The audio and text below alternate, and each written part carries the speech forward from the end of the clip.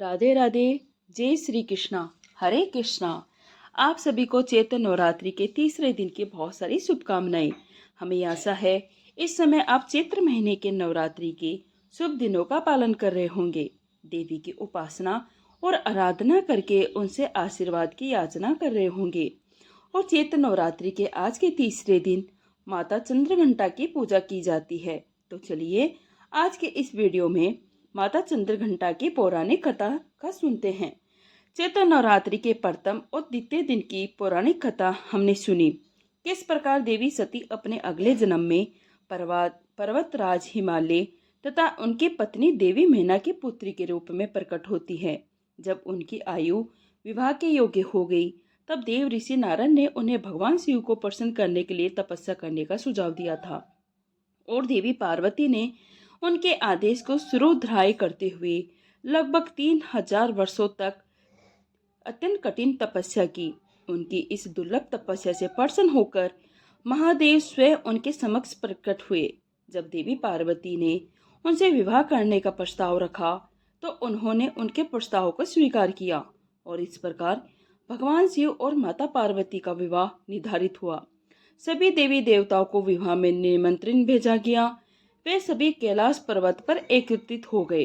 अब जैसा कि हम जानते हैं भगवान शिव के गण साधारण प्राणी तो है नहीं। उनके गणों में भूत, प्रेत, पिशाच, ब्रह्म, राक्षस इन सभी का समावेश होता है। उन्होंने बड़े ही अव्यवहारिक रूप से भगवान भोलेनाथ का श्रृंगार किया। महादेव के सिर पर सुशोभित चंद्रमा उनका मुकुट बन गया। छोटे छोटे सर्प नाग उनके कानों के कुंडल बन गए और साथ ही बाजूबंद के रूप में भी सांप ने उन्हें लपेट लिया।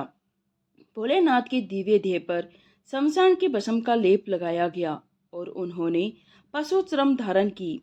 हाथ में त्रिशूल और डमरू शोभा पा रहे थे। इस प्रकार अपने विवाह वाले दिन भी भगवान शिव ने अवधूत का वेश धारण किया।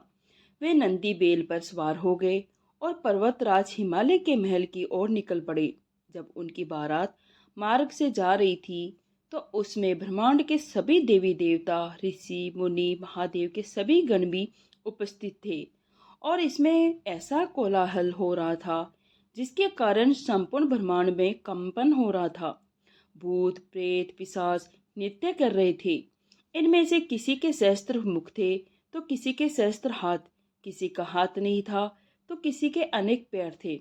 कोई पिशाच तो अपने धड़ को ही अपने हाथ में पकड़कर नाच रहा था।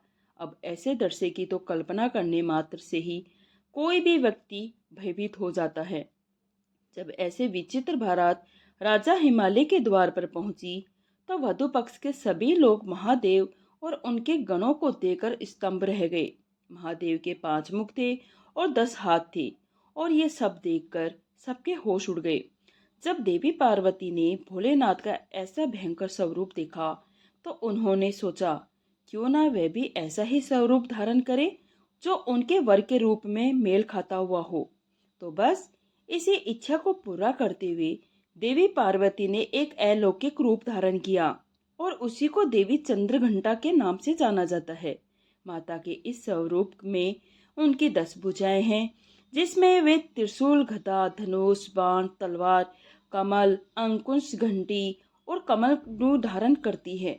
महादेव के अनुरूप ही देवी चंद्रघंटा भी अपने मस्तक पर चंद्रमा धारण करती है और उनके भी 3 नेत्र है। उनके गले में श्वेत पुष्पों की माला है और वे बाघ की सवारी करती है।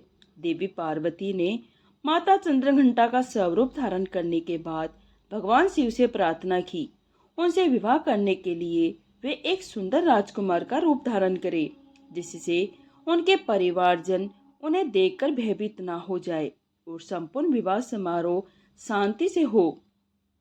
देवी पार्वती की इस प्रार्थना को स्वीकार करते हुए भगवान महादेव ने एक अत्यंत सुंदर रूप धारण किया और तत्पश्चात भगवान शिव और माता पार्वती का शुभ विवाह संपन्न हुआ। तो ये थी आज के नवरात्रि के तीसरे दिन माता चंद्रघंटा की संपूर्ण कथा। नवरात्रि के तीसरे दिन माता चंद्रघंटा की पूजा करते हुए उन्हें सफेद कमल, लाल गुड़हल या फिर गुलाब के पुष्पों की माला अर्पित करनी चाहिए। इसके अतिरिक्त उन्हें श्वेत पकवानों का भोग लगाना चाहिए। दूध से बने खाद्य पदार्थ जैसे खीर या फिर चावल सर्वश्रेष्ठ रहते हैं। उन्हें शहद का भोग भी लगाया जाता है। इस दिन माता की आराधना करते हुए इस मंत्र का जप कर सकते हैं। पिंड जप परवा रूढ़ा च को पात्र करुता प्रसादनम तनुदे मय्यम चंद्रे घंटेति विश्रुत्रा। नवरात्रि के तीसरे दिन माता चंद्रघंटा को प्रसन्न करने के लिए भूरे रंग के वस्त्र पहनने चाहिए। उनका वाहन सिंह है, इसलिए सुनहरे रंग के वस्त्र भी उन्हें प्रिय है। माता चंद्रघंटा को समर्पित एक विशाल मंदिर त्रिवेणी संगम के नाम से विख्यात प्रयागराज में स्थित है। ऐसा कहा जाता है तीसरे नवरात्रि के दिन इस मंदिर में माता चंद्रघंटा के दर्शन करने से भक्तों के सभी पाप नष्ट हो जाते हैं। उन्हें मनपसंद वर की प्राप्ति होती है। देवी चंद्रघंटा को समर्पित एक अन्य मंदिर वाराणसी में भी स्थित है, जहाँ पर नवरात्रि के दिन अनेक भक्तों का आगमन होता है। तो ये थी आज के नवरात्रि के तीसरे दिन माता चंद्रघंटा की संपूर्ण जानकारी। अगर आपको ये कथा पसंद आई तो प्लीज़ इसे शेयर कीजिए, लाइक कीजिए। कथा सुनने के लिए आपका दिल से धन्यवाद।